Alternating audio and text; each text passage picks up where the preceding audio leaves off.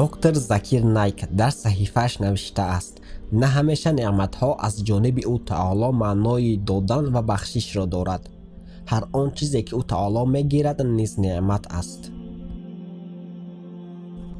воизи ислом муфти Менг навиштааст: дар баъзе ҳолатҳои зиндагӣ мардум муқобили ту ноодилона рафтор мекунанд. нигарон ва ғамгин машав, ҳақиқат ҳамеша дар ниҳоят берун мебарояд.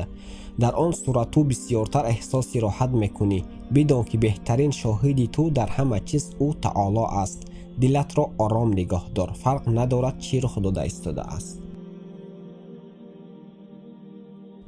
доктор Билол Филипс дар саҳифааш навиштааст: ҳатто вақте ягон нафар калимаҳои пастро истифода бурда аз ту интиқод мекунад, ба ӯ ҷавоби ғазабӣ надеҳ, балки аз онҳо сарфи назар кун. дар ин ҳолат эътибор деҳ ба он чизе ки онҳо гуфтанд, агар ҳақиқат дошта бошад. имом Шофеӣ, яке аз имомони ташкилкунандаи суннӣ, худо аз ӯ розӣ бошад, бори бад ва фосиқ хонда шуд. ӯ тастони худро бардошта ба худо илтиҷо кард: худоё, агар ӯ дуруст мегӯяд, пас маро биомӯз, ба ман раҳм кун ва тавбаи маро бипазир.